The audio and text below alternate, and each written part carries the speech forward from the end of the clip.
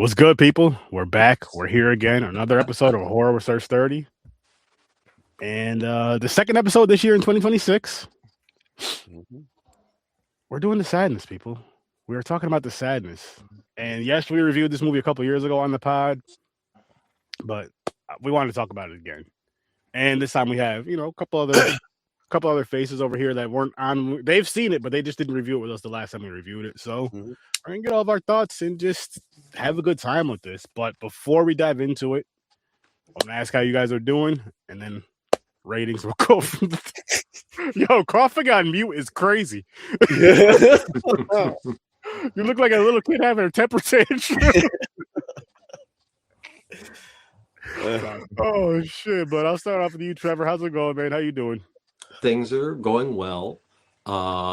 Still got a couple things going on. We'll see what happens. Iron out. But it's going to be a definitive year. I get to do the whole half-century thing. Nice. So yeah, things are going quite well. Now, is it okay if I bring up the music question you were asking James? Yeah, no problem. So you want to do like an episode of, you said top 5 heavy metal? Top 5 heavy metal of 2025. Oh, 2024. Oh, okay. Of 2025. Yeah. Okay. Yeah. That's Of awesome. Just this past year. And I just wanted to grab a couple people who are in the network, who are hardcore heavy metal people, and just do like a casual kind of thing. But I need to get in touch with those people, and then I also have to talk to other people. So yeah, don't put me down for doing this. No. We're not doing that this year, Trevor. We're gonna speak things into existence because I know you really want to do You're gonna keep bugging existence. It's gonna happen at some point. It doesn't mean it's gonna happen tomorrow. It just means it's gonna happen at some point. Yeah. And once you do get that show together, I know he probably won't be able to be on because he's busy, but maybe I'll come on and represent him. For his top 5. My brother, he's into all kinds. He's into that awesome. kind of music. So maybe I'll come on and represent him once the time is near. Because I try to do maybe max 4 people. Yeah. So it can probably be like a tight hour. And unless you have like 4 metalheads on there. Not really. Cool. No. But like I said, speak it into existence. I don't know what Chris listens to. He listens to all kinds of shit. He might. He may be one. Just salsa. Hey, and polka music, polka. Ugh. Did you say salsa and polka, or just the only thing I listen? Only 2 genres of music I listen. Yeah, well, I mean, honestly, that makes sense in my opinion. I don't believe I'm just kidding, bro. I mean, there's more connection to like say Tejano and polka. There you go. I mean, one could argue that polka beats are connected to reggaeton. You just put it in clave. You guys haven't talked to me about music. You think I'm a nerd when it comes to film. Jesus Christ. I was like, you know what? I have a fun thing that I would like to bring on this show because you just made me think of that, Trevor. If you wouldn't mind, maybe some of these movies that we review, if you get a chance and if it's easy access for you, check out the soundtrack and the score of the movie and give your rating for the soundtrack. Oh, that'd be cool. That'd be really cool. If anybody else wants to do it, feel free. But just because you like the way what you just said, I'm like, I think that would best soundtracks in history: Space Jam, Fast and Furious, Tokyo Drift, Fast and Furious 1, Fast and Furious. Oh, we're not doing this guy. But James, how you doing though, man? Doing good, man. Productive day. So yeah, got something going. Soon I might have I'm working on a project. Ooh, nice. Yeah. And he does have a YouTube channel of his own now, people, called Fade Theory, which not only is Popcorn and Pines and Horror Research 30 over there as well as their regular channels, but he has some tunes over there that he's been doing, some AI music that he does all the lyrics for. He can't sing and he can't play an instrument. So yeah, I'm not. I don't have talent. But he could write. Hey, listen, being able to write a song is a lot more. Is way more talented than you think. Hey, let's be honest. To a lot of major detail. Yeah, that would be a lot of fun. But I mean, we're in the early stages, so everybody bitching and moaning now. For people like James, it's marvelous, right?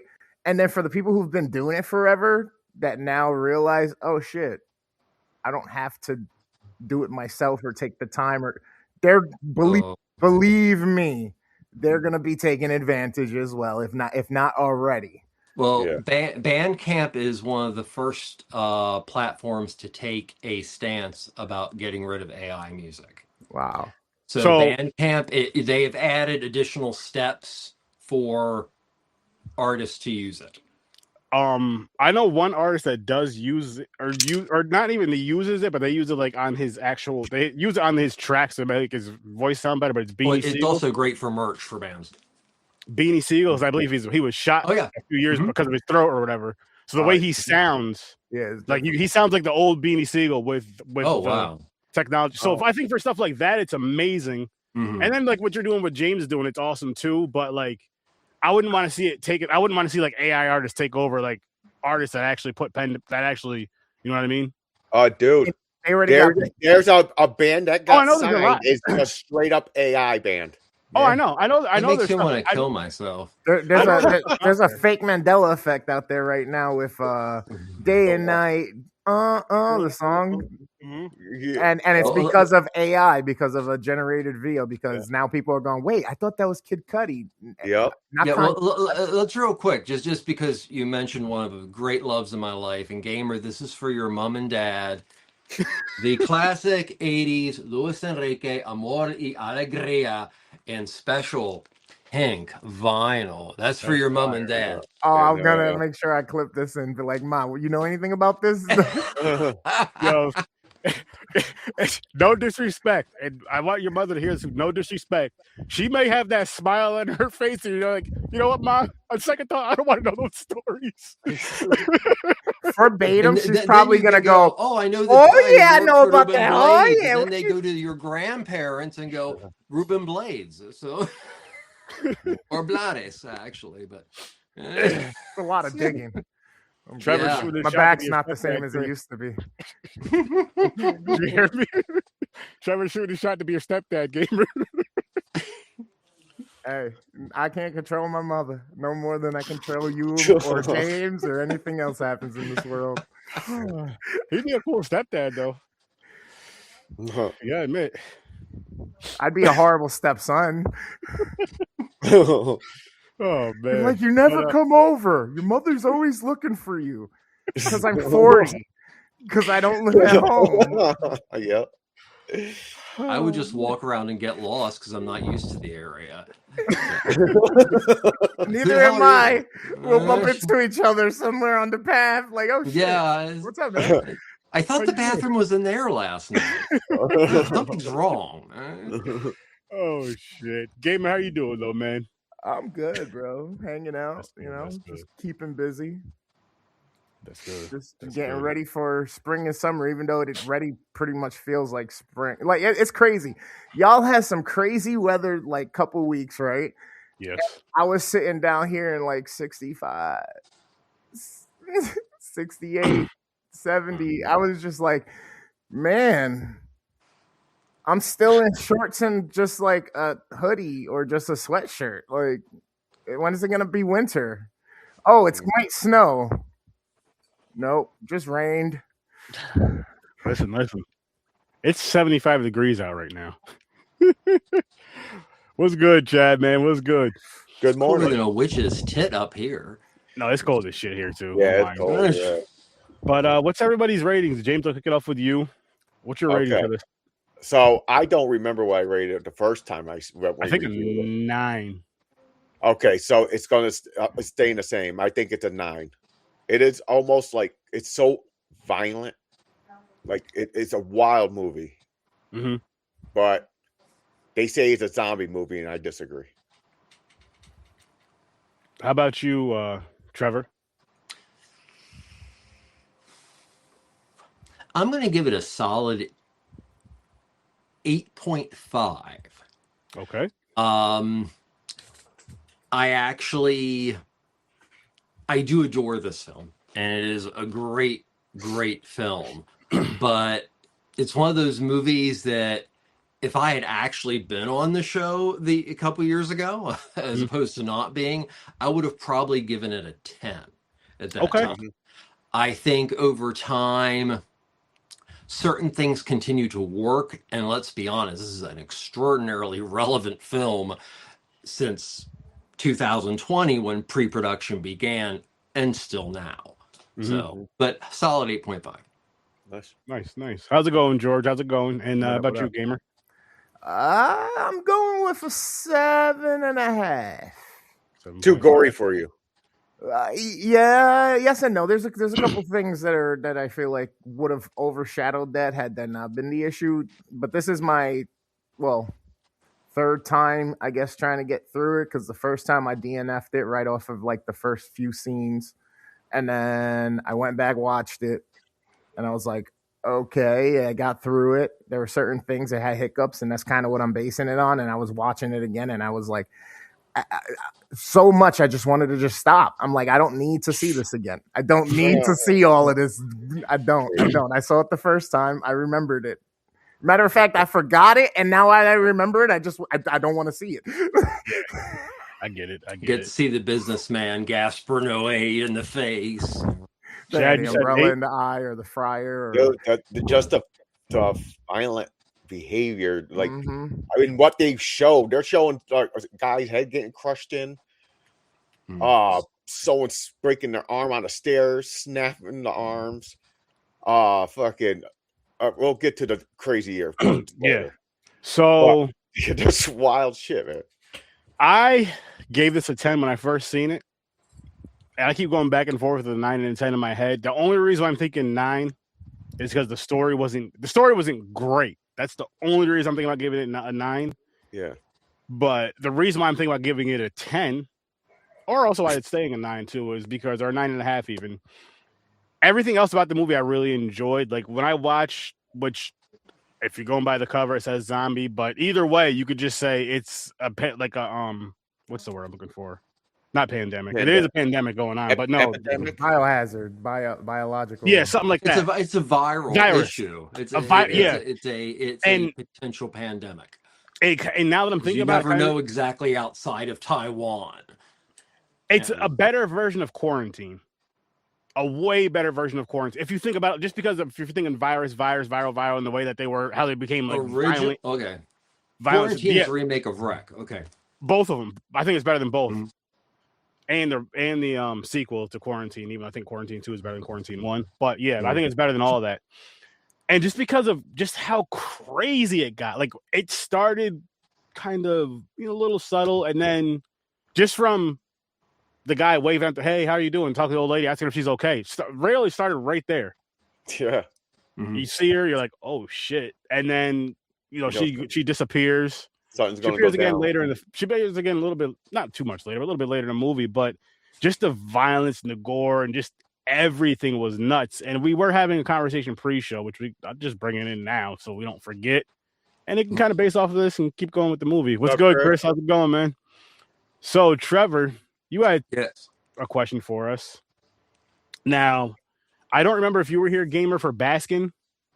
We did this one last year.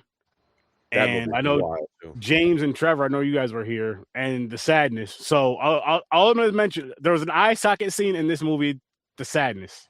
Yes. They didn't show it. It was in the hospital when the dude, he banged the chick's eye socket. Oh, you know what he was doing. Optical intercourse. There was optical intercourse. I like that. Well, I like that name. Let me say it like that because I don't know. It sounds like a good metal band. It does. She didn't just get the ending in her eye. She got the whole cock. But her eyeballs gone, so she couldn't see it coming. That's true. Then, there you go. The question is, but the other movie was Baskin. So in Baskin, there's a little short, crazy motherfucker. After he pulls somebody's eyeball out, he licks the socket. Yeah. Wow. Yeah, I wasn't. Which one is what would you say? Which one is worse, right? What? Yes, I wanted to find out because Baskin really left a mark on you, and specifically that scene because you've talked about it numerous times. Oh over the past 6 months, and it is a phenomenal film. I will honestly say I prefer Baskin to this film, but the question is, what was more uncomfortable? The little guy licking the eyeball or the businessman having intercourse in an eye socket? You didn't see it, but so Okay. just out of curiosity. I'll answer first. I'm going to go with the licking the eyeball because they actually show you like doing it. But and like you said to the other one and on the sadness, you definitely knew what he was doing, but they did not show it. So I think that's the reason I'm going with the first one. Because I liked how they actually showed the eyeball licking thing. That movie was wild. See, because I have the two answers. So I agree with you because of that reason they showed it. And I feel like with them not showing it in the sadness, like seeing the guy's facial expression was kind of funnier. Yeah, it was fun. Yeah. But, well, I guess because they didn't show funny, it. But not funny. I feel like had they showed it as brutal as that movie was, even if they didn't, they just like showed it, her face like hitting his groin area, that would have been fucking nuts. Mm-hmm. I realized what I said, You're but I didn't full mean it of like puns tonight. Yeah, I know. I really didn't mean it. I really didn't mean it this time. But seriously, as crazy and as violent as that would have been, or as would have, that was just fucking wild. That was fucking wild. But yeah, I think licking the eye socket though, because I completely, you know what it was? I'll say the eye socket, yes, because I forgot about this scene, the optical intercourse. That eye socket licking is something I did not forget about. You know what I mean? And I think it was more. Again, I think it's more so because you got the visual of it, and it was like, holy shit, that was wild. I think that's also a situation where you can see the atmosphere in a film. So this film is very much daylight, very much daily life in Taiwan. Baskin is in a dark realm, not just a building that is dark and decrepit, a dark realm. And you see actually maybe even a little as much because of how the shadowing and everything is the cinematography, but that left a major impact on you versus something that is even more in your face, whether you're seeing it or not. Yeah. So that's the wonder of cinema in itself. Yeah, that movie Baskin, man, holy shit. Either way, that movie. Also, like to say about this movie too. Watching this movie got me.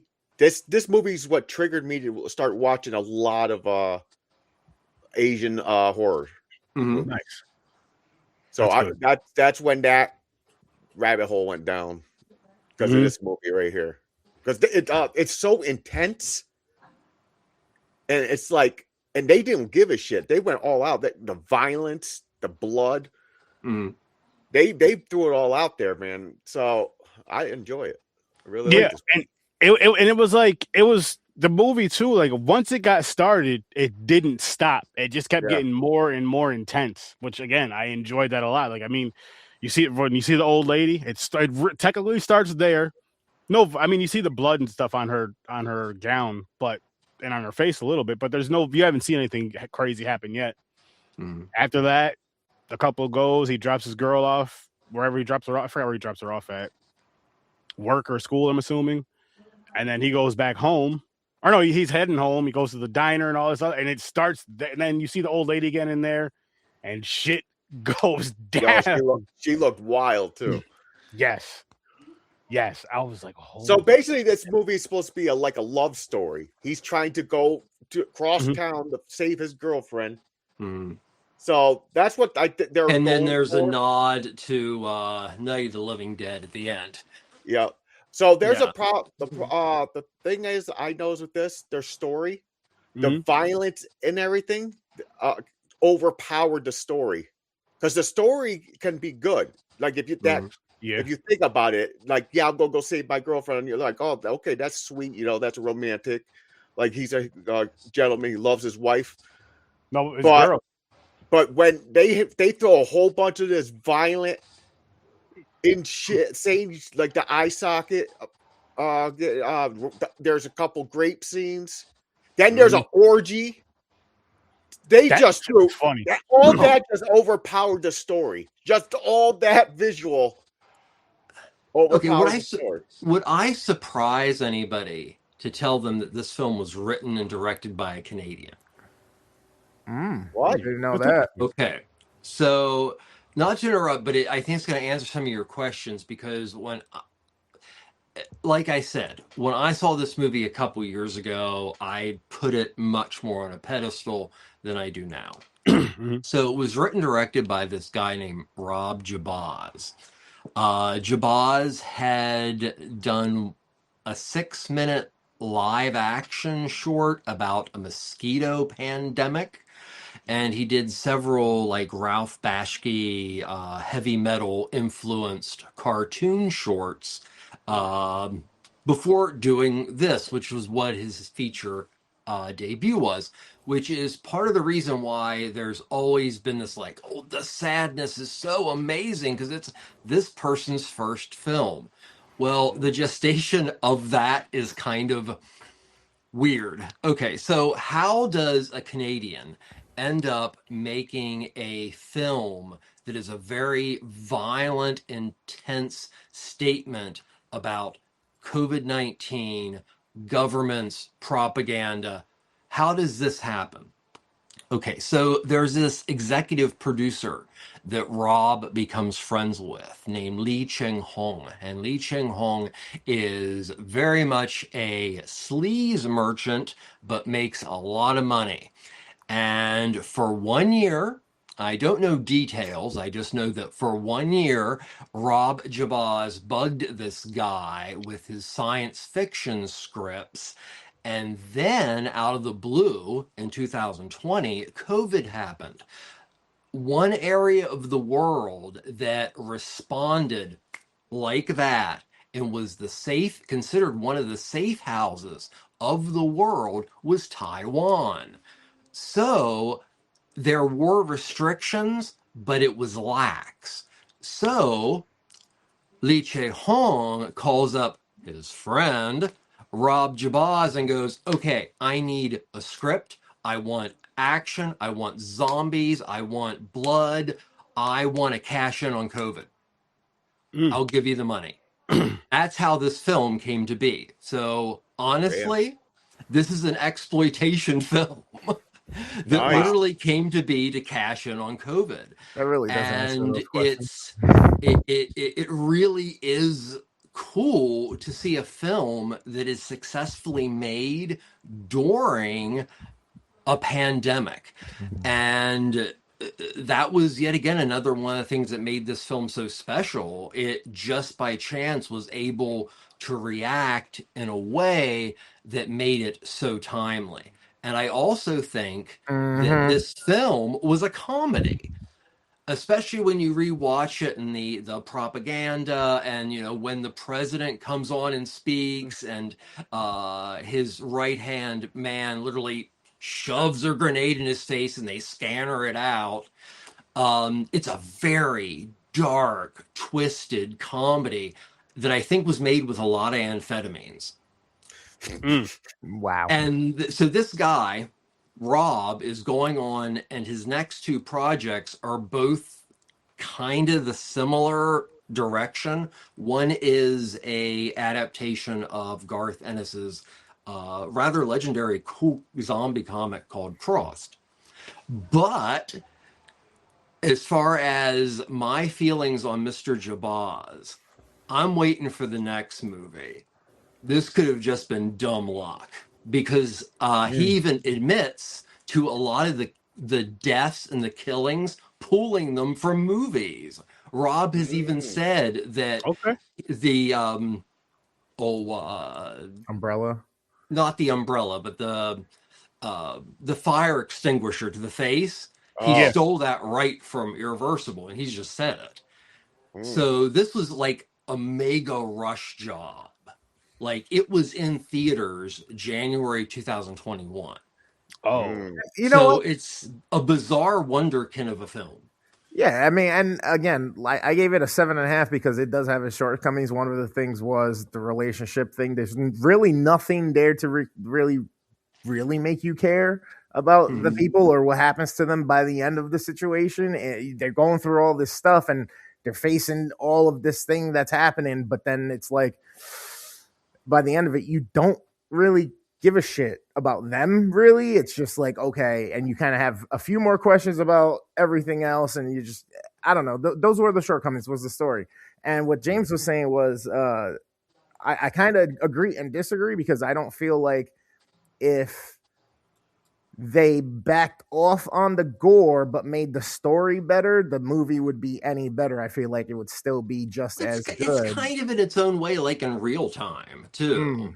So, you know, it doesn't leave a lot of room for story. Yeah. But if we take the but gore the also, way it is you and don't get really the good care a story great and deal journey, about the characters. yeah. Unless you're see, so my reading on the film originally was, wow, great timing, COVID references, dystopia, Yeah. all these things. But my reading of it now is that the epidemic, the pandemic, the virus is actually people who have gotten so stupid and like connected to their id that they no longer have empathy for anybody but themselves. And to me, that does also bring it into more of a zombie realm, because then you're starting to get into Romero territory. So yeah, I mean, yeah, it's a good movie. I'm not going to tell anybody not to see The Sadness. Oh yeah. I mean, unless you're squeamish. I just think because it's so violent. I think that's what catches me. Like how they went across the line, the shit they did in this. I'm like, Yeah, it's a damn. And it's a creative twist to be able to have zombie-like creatures that have intellect, can reason, and then it's like they're getting joy out of it. Like it's they're there, their conscience, but they're sadists. not really. It's nobody's talked about the basketball area, and you know that as you're saying, gamer, that is example of the sadism. Yeah. You know, and you never know. Sometimes you'll see that you're never really sure if they're infected. In some cases, you just also see that. Yeah, it's like, yeah, it's like those people with empathy and those people who have just completely surrendered to their id. So I also got this thing from it too, like where it started making me think, is this supernatural? Because when the guy had the illusion of like that fucking tongue, that whatever that fucking head thing was, and with the tongue coming out, I thought that was like a demon possessing him. I thought they were going supernatural way. Like, is it going because they even put demon eyes? Everybody's eyes turned black. They were like red or black. That could have. I was thinking of it as more. I mean, that could be one thing. I was also thinking of it because when I seen that or thinking about that scene that you mentioned, it, James. Not like a flashback, but more like I don't know if you want to call it like a daydream or a day nightmare, if there's such a thing. Just because of everything he's seen in that day is just nuts. Where like the one little time where you have like that second to think, where it's calm or whatever, and it's just like, holy shit, I can't be still because whatever, you know. And then you see that shit. I don't know, but that's a good thing to think about. That's a good question. That's a good question. I again, going back with like the story and stuff, like I do love that they had the gore in it, and I feel like the gore is a part of the story. But as far as and I guess those two trying to get together is just, you know, you get that. You got, I guess there was, I wish I could add a little bit more to it, but those two trying to get together was cool, and I'm glad that there wasn't a happy ending. Yeah, because it gets boring after a while. I'm not saying I don't like happy endings. Yeah. I'm not saying I don't like a happy conclusion in a film, but it's not always needed. Sometimes you need the bad. I feel like with a movie like this, you kind of need the bad. Even if you were rooting for that couple, you still needed that kind of, oh fuck, they didn't make it. Or the thing, that part that was probably propaganda too, wasn't it? Like the government don't give a fuck and just kills you. You think you're safe? Yet again, it was a direct reference to Romero's Night of the Living Dead.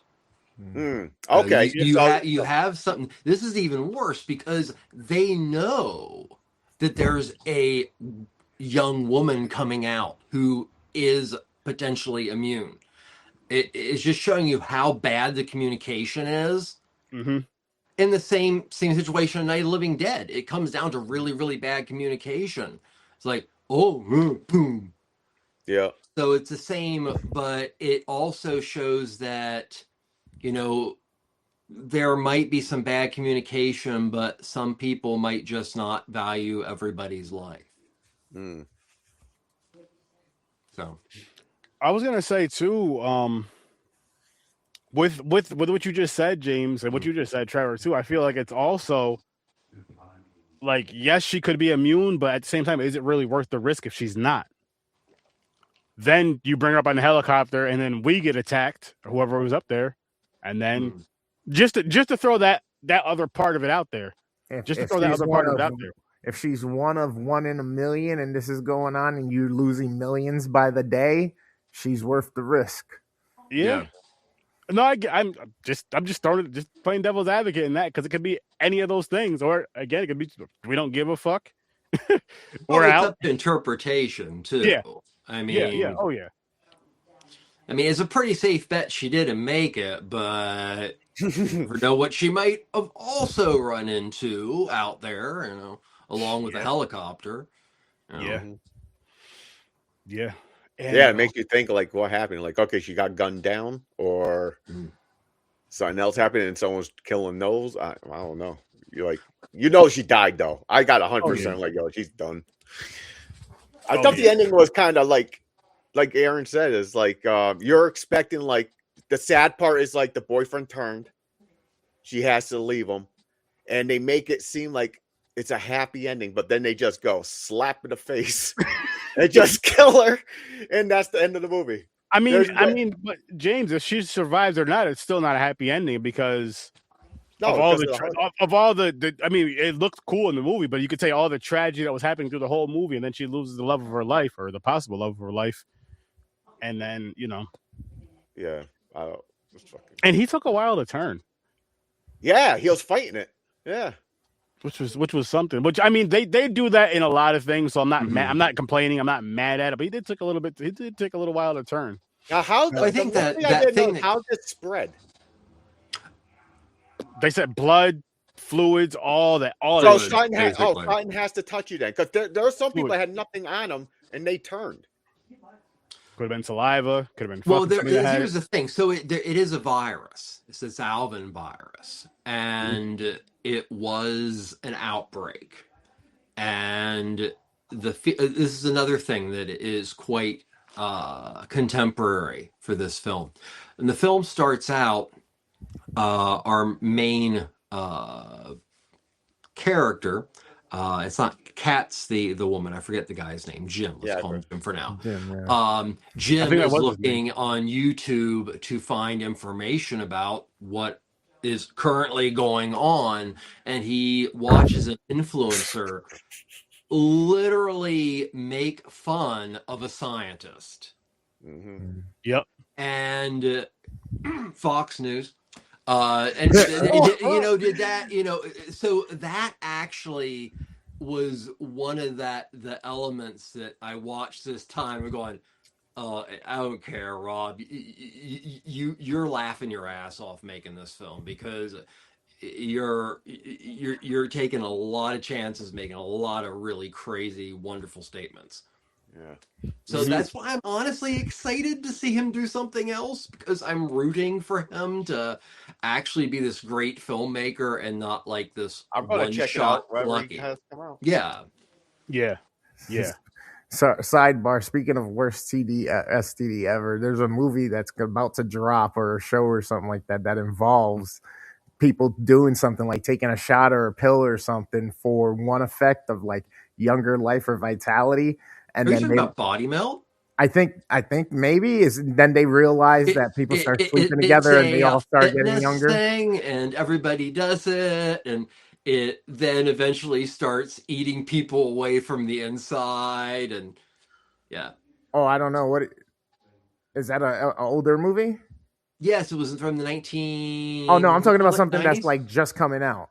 Oh, okay. Yeah, there's something coming out where they take it so that they revitalize themselves or get younger or they're expecting one type of an effect, and then they realize that it's spreadable and it starts to yeah. So I was kind of laughing. So it literally says it's an STD that everybody wants in the ad. So I was just kind of laughing. Okay, sorry. Okay. No, you're good. You're random. Sorry. I didn't know about that. I didn't hear about that one coming up. And then there's one with Ashton Kutcher, I think, or some shit. It's called The Beauty, a shot that makes people young or something. That looks weird and interesting. Weird, right? There's a few weird things. I think that one's on Hulu. I think that one might be. He said body melt, not milk. The body milk is, that's something different. Going to the pool. That's something completely different. That's something that happened like in her eye socket. Some body milk. Yeah, speaking of Baskin, right? Yo, and he was like, what did he say? He was like, when I finished, she wanted me to keep going. I'm like, well, that's just, you're fucking her eye socket, man. Yeah.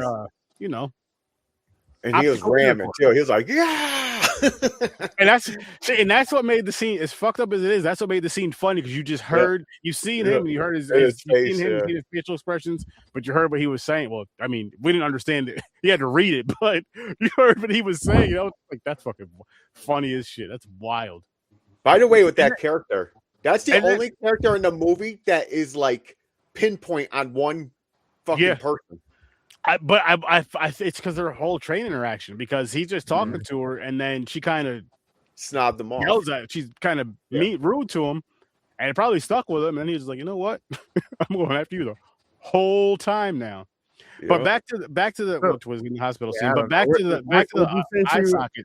Would you say that some would argue that she felt like she was pressed up, or she was like sexually harassed or something? You know what I mean? Made to feel uncomfortable. No, that's what I was getting. What they're going with, and she was like, "Leave me alone," because he started getting pervy. Yeah, to me at first it just seems like she was just really just very standoffish, just like, It's like you went into the interaction with that kind of attitude. You know what I mean? Yeah, because he was just kind of, I don't remember what he said. I think he said, you look very beautiful to me or something like that. Okay. I can see how that could be creepy coming from an older man. Yeah. But depending on how he said it and depending on how you feel, if you're a younger girl, you know what I mean? You're a younger girl. Yeah. Or, if Mike Tyson said that to one of you guys in his prime, you might feel uncomfortable too. You look very beautiful to me. I'm going to ice fuck you. But like, that was good. I like the cast. I gotta say, obviously, I don't know this cast, but I do like the cast that they picked for this film. Like the ones that they really focused on, the businessman especially. I think they did a really good job with him, because that dude was just insanely awesome. Like his acting and like, look, this dude right here, him. Mm-hmm. I would not want to, I wouldn't want to be walking down the street and just happen to run into him. And the thing is, they made him like his personality every day. He's just a wimpy, perverted, like old man. But then this virus hits him, and it brings out what he really wants to do in life. And he's a goddamn samurai. Yeah, umbrella. I'm like, holy shit. I'm like, so it's get out your dice. It's like basically like letting out your desires, like you thought of and you don't act on. Yeah, so can we ask one vital question here? Why is it that everybody in this world, it seems, and in art and in movies, it seems like every time somebody has a deep down desire, it's to murder, pillage, or dismember or dismay somebody? Mm-hmm. I don't know. Why can't we cuddle with like fluffy animals? Well, so this Alvin is like rabies. Yeah. And it's rabies that takes over the entire limbic system. And it's like basically like massive amounts of adrenaline, and that leads to I need to do something, Yeah, I mean you start finding water because you're walking with like in a subway, that dude just starts stabbing. So I mean it's like So basically, this virus makes you want to fight and fuck. That's This virus takes you It from involves a walking lot down of your stabbing hallway. in various ways. Lot of stabbing. Here's how this works. You're walking down your hallway. You don't have the virus. You see a hammer. You pick it up. Oh, look, the photo I've wanted to put up for weeks. Nope. Yep. You on the virus? Oh, look, a hammer. Come here, bitch. Yeah, true. Like, what's going on in there? Don't worry about it. Oh man, it is one of those movies, like Trevor said earlier, because of how violent and gory it is. If you're squeamish, don't even turn it on. Don't turn it on. Wow. Other than Definitely not. And there's a lot of trigger warnings. There's a lot of things some trigger warnings, like we said with the R word. That's mentioned a lot and stuff like that. So if that's gonna bother you, don't watch it. But other than that, if you want to see some wild ass crazy shit, check this movie out. Yep. Check this movie out because it is a good sign for what it is. And I'm bumping my shit back up to a 10. I can't help myself, man. This shit is just, I love this freaking movie. I can't help. I just have such a, and I think this is only my second or third time watching it, but it's one of those, you don't have to watch it a lot, but it's just such a fucking, it's an easy watch for me. Like I don't get bored of it because it's intense and it's supposed to be like, I like when movie, like see this movie cover. Definitely visceral. Intense and visceral is a great. Yeah. You walk out of it like. Yeah, I wish I could have seen this in theaters for one. But two, like with this movie cover here, though, like you see movie covers, you'll see something like this, and you'll watch the movie, and it feels like a watered down version of this. You know what I mean? It's not that wild, it's not that crazy. Maybe like two halfway decent things that may happen. You're just like, what the fuck? This isn't that. This is not that. If you want to judge a book by its cover, do it with this one right here. By its cover. If you want There's to a reason he looks like that. Like back in the days, you know what I mean, where you're picking out a movie because of the cool movie covers, this one would be a win. This one would be worth it. This would be fucking worth it, in my opinion. Like this would go on. This right here would go on sturdy shelves of like, you gotta watch this. You gotta watch this. Like this is gonna go on that shelf. Yes, be kind, please rewind, and bring that shit back to sturdy video. Make sure you return that shit. I'll say the same thing with Sinners from last week. Oh, Sinners is much better. Different types of movies. Different. But that's interesting. You bring them up because you're looking both at distinct voices in horror who these are their first films. Ooh. So,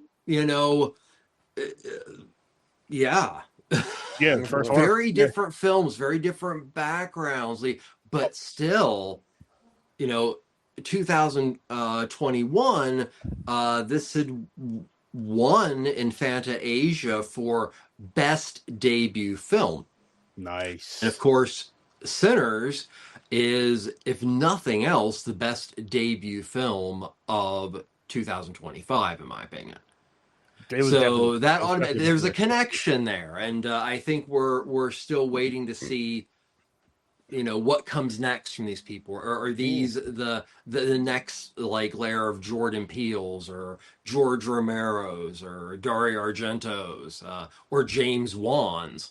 It's always interesting to see when there's a voice that makes you excited in horror.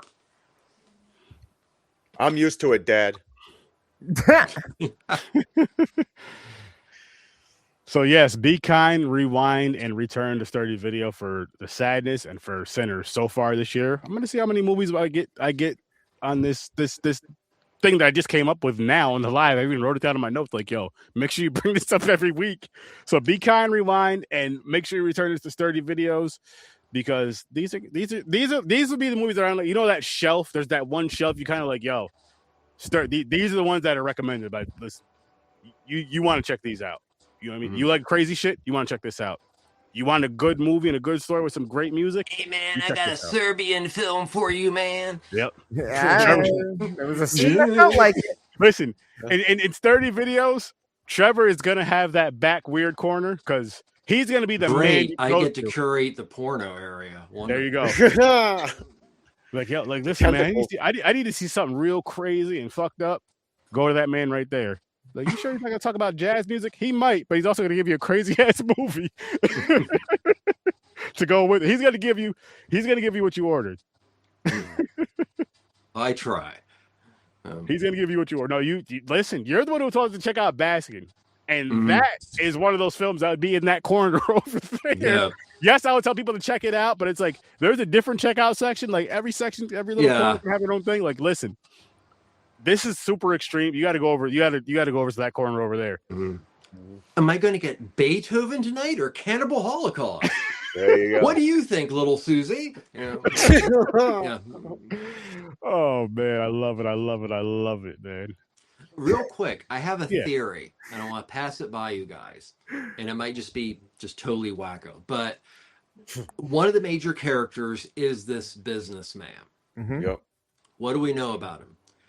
He's definitely a businessman. He's definitely making quite a bit of money. He is of a much older generation and probably a very different political stance than the people who are around him on that train.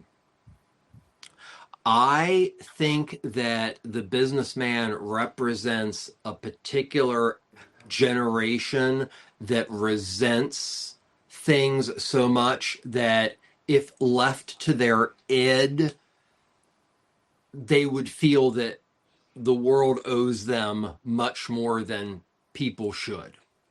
And that's why I think the businessman's a very important character. Yeah, that initial interaction could be led as the old head not realizing, hey, times have changed. You can't approach a woman the same way type. Exactly. It's an exasperated version of it, but still it's, it shows the toxicity of not changing at all.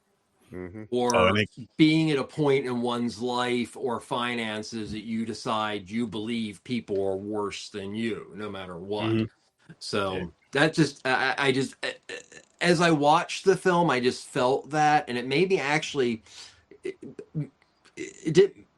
You can't feel anything good for this fucker, but it made him a little bit more meaty, no pun intended, as a character. Okay. There we go again. There we go. Yo, there's a lot of dick talk in this movie. Talk about ripping somebody's dick off and all this other crazy ass shit. Like, man, that one lady fucking the Saul took his dick off. Yeah. That scene, I will compare it to another scene as far as how enticing it is. The part of Day of the Dead where the asshole sergeant is ripped to shreds by zombies on the floor. Cool. I feel that and the crotch, belly, skull Saul are both equally. They get the same visceral. It reminded me of that. Different, but it had that same feel. Especially with all the infected people around. Yep, holding them down and shit. Who is a total complete dweeb. Okay, so who actually annoyed me the most in this film? It's the night guardsman who is not infected, who honestly doesn't give two shits about anybody but himself. Yeah. And actually, there's a little bit of, that fucker, the one that won't help anybody, get him. Yeah. He was an obnoxious prick. So, which actually was the same for Day of the Dead. So, kind of glory gore. So, I gotta say, with those, where you have Trevor. with those knife scenes though, when they were stabbing, when they were infected and stabbing, they were going nuts. I'm like, holy shit, insane. Stabbing. Especially in that little diner scene, it was going wild. What's really weird, people are just, I like how they made it where people are just looking. They're like, what's going on over there? They're like, oh, I'm safe as long as I don't make a noise. You gotta get up and fucking run. You don't sit there and watch all these murders. If you have a chance to escape, you gotta escape. Like the train, there's nothing. The subway, there's nothing you can do about that shit until it stops and them doors open. Damn, go through the back carts or something. Keep running. Get the fuck away from that. Because that dude, the one dude with the sunglasses on, he's the one who got it started on the train. He was just going by, just poking people, boop, boop, back, stomach. It looked like he planned on doing that anyways. He looked like he was like a thug, like he was about to At rob some point, there somebody. was this massive loss of gravity, and blood went to the ceiling. Yeah, it Uh, poured. It was like Freddy Krueger to the waterbed scene. The neck. Yeah, In those situations of like that train scene, though, people need to remember that there's only one or two, and there's many of you. You know what I mean? mhm. If you just remember that, more than likely, y'all all That was another all right. exploitive thing. Okay, so back in 2014 in Taipei, there was a guy who literally went apeshit on the subway and killed about 7 people. That was something that the producer brought up to Mr. Jabaz to write in, because it's still to this day an incident that is referenced a lot in Taiwan. And still brings, really rough memories, because it's something that never really happened before. So yeah, that subway scene is a reference to something that actually happened, as in they put it in there because they wanted that shock. So, I'm not surprised. I am not surprised in the least bit. They let it all out in this fucking movie. Oh, they definitely did. I'm gonna pull up the wheel really quick. So this wheel, the wheel is 2025 horror, because I missed a lot of horror last year. Yeah, we missed a lot. I didn't watch all of it either, so I was like, I picked the X amount of movies. I don't remember how many, and I'm gonna go through some. But I also have some things coming up for Sturtleween this year, which I'm gonna tell the guys behind the scenes. That is fun as shit, and I'm excited for. And Chad, I want to talk to you about that whole Halloween marathon on the Friday before Halloween. But let's get this wheel going. See what we got coming up next Thursday. Oh, spin. Come on, a lot of stuff on that wheel. Man, yeah. I want to see. It's gonna land on something you want to see, James. It's gonna land on something you're gonna love, James. You're gonna love it so much. You're gonna be happy you've seen it. Just please don't involve a shark. No, I don't think any. There might be one on here. There might be one on here. Aaron, the wheel's racist. It ends. Okay, I never heard this. I never heard. No, me either. I don't know nothing about this movie. Me neither. I just picked it. I'm not gonna lie to you. Okay. I looked at IMDb's list of 2025 horror that came out, and I was just throwing shit on there. I'm down with it. That's fine. So, because the cover don't give away what the fucking shit's about. So you're like, it ends. You're like, what's going on? Is it a zombie movie? The world's ending? What's going on? It ends? It ends. Looks too green and grassy. It looks like it's like The Happening or some shit. Yeah, it could be. Yeah, we'll see. All right, cool.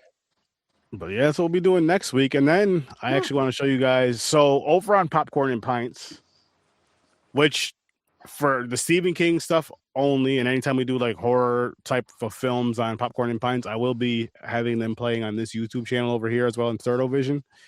But we are kicking it off. We're doing Stephen King. We're doing all his movies and like we're doing his movies and like the miniseries adaptations pretty much. And we're kicking it off this Saturday with 1990s It. And it's going to be a great time. Is there a list that maybe one could get on? Yes. Oh yeah. As a matter of fact, like if you go to the Popcorn and Pints YouTube channel, Trevor, I have it scheduled out till about September. Oh wow. As of right now. So that's awesome. We're kicking it off with It this weekend, and it's going to be a great time. At this, okay, listen. This Saturday, I know our show's normally at 9, and starting February, the first Saturday in February, it's going to go to 8 o'clock.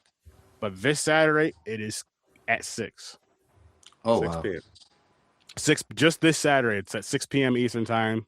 For some very, very important reason. Exactly. So we'll be here. We're gonna have a good time with that. And I'm excited. I'm excited to watch. I'm excited to kick off the Stephen King thing because it's one of those things that me and James have talked about for years on this show, behind the scenes mostly. Like, yo, I want to go through this whole Stephen King franchise. I just want to go through all these movies, discuss them, review them. And we never made a list. We never did it. So we're finally doing it. And I cannot freaking wait. It is going to be a grand old time. So make sure Where you guys. can we find this list again? I'll get it to you. That's okay. Oh, YouTube. YouTube. If you go to Popcorn and Pints on YouTube, it's the and sign, not and, but Popcorn and Pints. It's the and sign on the YouTube channel. I have it scheduled out from this weekend all the way till September somethingth, and I'm going to continue. Okay. The schedule at some point will be done for at least a year within the next few days. But you can that way it'd be easier if you guys way that, or when you finish it up, zip it over to me, and I can do that too. If you would like me to be involved in certain ones or whatever, I'd like to throw in my cap for a few.